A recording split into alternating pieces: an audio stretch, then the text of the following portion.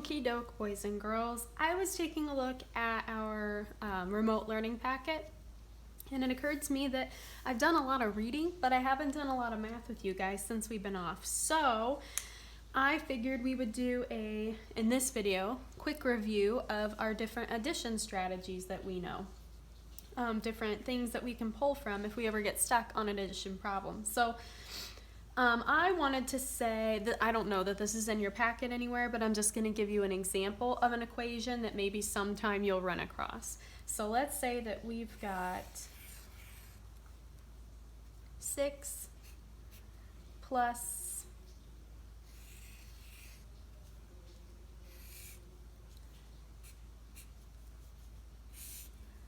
6 plus 9 equals blank. 6 plus 9 equals blank. Now, if I was in first grade, this would seem kind of scary to me because I wasn't very good at math when I was your age. But thankfully, we have a lot of great ideas at our disposal, a lot of great strategies to help us solve this exact problem. So 6 plus 9. I'm going to go ahead and move that up here. The first thing that I wrote down as a strategy for us to use was drawing a picture, which we've done plenty of drawing pictures. So if I wanted to do 6 plus 9, I could start. It doesn't need to be a fancy picture. It doesn't need to be like intricate, detailed drawings of dogs. Just even circles will work. So I can draw 1, 2, 3, 4, 5, 6. Notice how I grouped 5 up here because it's just easier for my eyeballs to see this and go, oh, that's 5. 5, 6. 6 plus 1, 2, 3, 4, 5, 6, 7, 8, 9. It's almost like I'm using a 10 frame, only I didn't actually draw a 10 frame. So if I wanted to, I could go ahead and say, I know that this is 6. Maybe I circle 4 because I know 6 plus 4 gives me 10. 10, 11, 12, 13, 14, 15. So 6 plus 9 equals 15. Or if I didn't feel comfortable making a 10, I could just count 6, 7, 8, 9, 10, 11, 12, 13, 14, 15. And I still got the same sum because remember, the sum is the answer to our addition problem. One thing that I wanted you guys to know, our second strategy, is that when you are adding, not subtracting, when you're adding, you can add in any order. So maybe when I see 6 plus 9, that just kind of freaks me out a little bit. Maybe it would be easier for me to start with a bigger number, 9, and I'm going to kind of combine these two steps, 9, and then count on. So I've got 9, 10, 11, 12, 13, 14, 15. And I counted up 6 times, right? 1, 2, 3, 4, 5, 6, and I stopped on 15. But it's important to know that when you're counting on, like with your fingers, 9, 10, 11, 12, 13, 14, 15, that you do not count the 9. See, because it'd be 9, 10, 11, 12, 13, 14, 15. That gives us a different sum. So you've got to leave the 9 there. 9, 10, 11, 12, 13, 14, 15. And 9 plus 6 more gives me that 15. So another way that we've been trying to add was using a number line. So I could draw an open number line. I know that I'm going to be working with 6 and 9. My biggest number is 9, so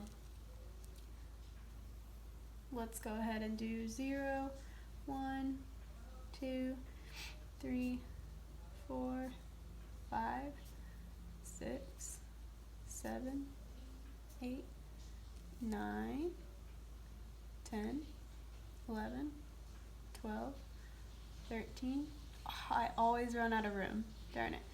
14, 15. If I had more space, I would have gone all the way to 20, pretending that I didn't know that it stopped at 15. But I would start with either the 6 and add 9, or I would start with the 9 and add 6, because remember, you can add in any order. So let's just say that I start with the 6. So 6, 7,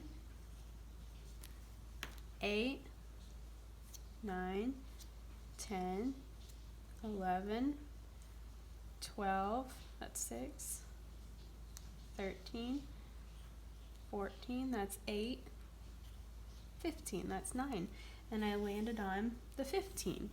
So remember, when you're adding, you either need to start at the 6 and count up 9 till you get to this number, or you need to start at the 9 and count up 6. Sorry, start at 6, count up 9, start at 9, count up 6. Either way, you can add either way, but it's whichever way is easier and makes more sense to you. Doubles, which I made another video for, knowing your doubles just makes it a whole lot easier, because doubles take us into the higher digits. So let's say we've got 6 plus 9, right? I could reference either double, 6 plus 6 or 9 plus 9. I know that 6 plus 6 equals 12, and I know that 6, 7, 8, 9. 6 is 3 away from 9, so then I could do 12 plus 3 more, 12, 13, 14, 15, and I could get 15.